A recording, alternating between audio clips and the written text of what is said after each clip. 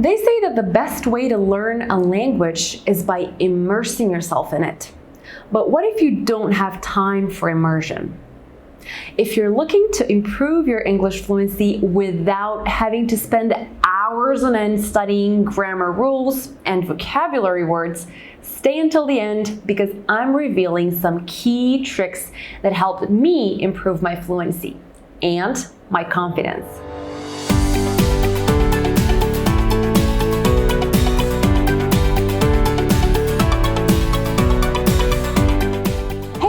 Welcome to Zen Fluent Maria. I'm Maria and I'm here to share with you the tips that helped me become fluent in English.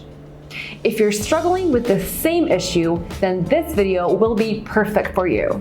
If your goal is to improve your speaking and sound like an American or sound more natural, here's what you need to do. The first method is talk to yourself in English. Now, one of the earliest beginnings of practicing English that I vividly remember is me pretending to be an English teacher to my Barbie doll students. So I would play this game where I teach them everything that I learned in school that day. This was my favorite childhood game.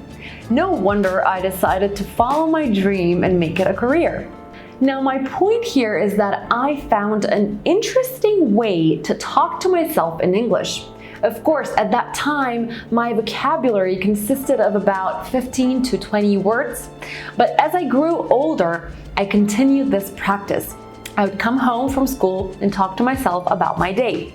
Or I would imagine telling my feelings to someone I loved. Or imagine I'm in an interview and I would answer questions or give a presentation about something I learned in school that day. It can be anything really. It takes a bit of practice to get used to talking to yourself if you've never done it before. But once you get the hang of it, trust me, you'll notice massive improvements in your spoken English.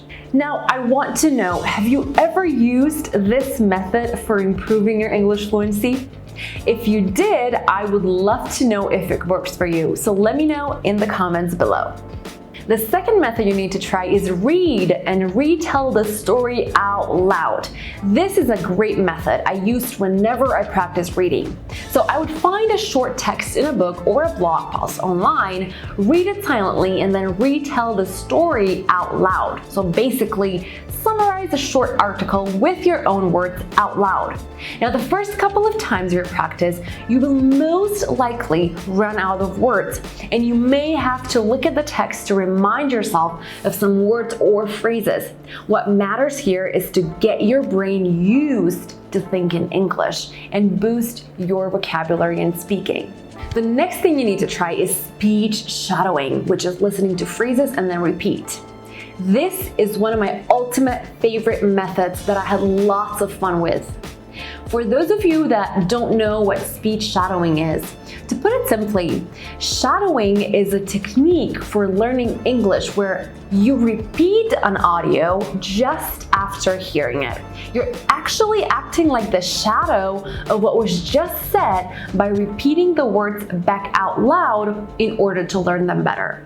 Speech shadowing improves both your listening and speaking skills.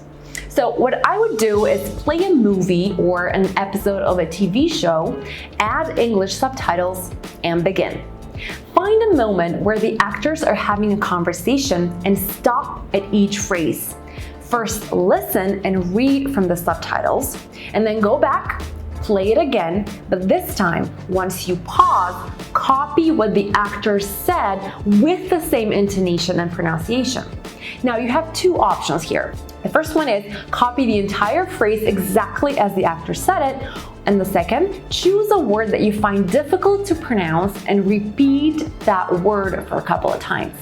The next method you need to try is video or audio recording. I used this method ever since phones and cameras were invented, and I swear by the efficiency of it. I would get a product from my home and I would do a commercial reviewing this product. For example, I would take a washing detergent, turn on the camera, and start explaining to my viewers what makes this detergent good or bad. Now, the important thing here is to make it interesting and fun for you. If my method seems awkward to you, find what works for you and do that. If you don't feel comfortable doing video recordings, then practice with an audio recording only. You will get the same results. Now, the benefit of this wonderful fluency method is that after you record the video or audio, you can reflect on yourself and correct your mistakes. You will see what works for you and what doesn't, and you'll make the next videos or audios much better. The next one is watch movies in English with English subtitles. My final fluency tip for you is one of the most effective ones, yet it requires a blanket and some popcorn. Sounds good? I know it does. The only thing to remember in this method is to turn on English subtitles while watching the movie. Do not use subtitles from your native language, and I also do not recommend watching a movie without any subtitles. Reading the English subtitles is a great way for you to expand your vocabulary and improve your English grammar. In fact, you'll learn some less formal words that are common among native speakers. And please don't beat yourself up if you don't understand a word or a phrase in the beginning.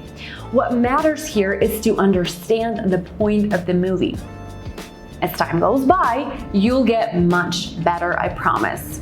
If you can dedicate 1 hour a day to practice these methods and learn to have fun with them along the way, I can promise you that you will considerably improve your English fluency. I genuinely hope you found this video helpful, and if you've made it till the end of this video and you haven't subscribed yet, make sure to hit that subscribe button and give this video a big thumbs up to support me.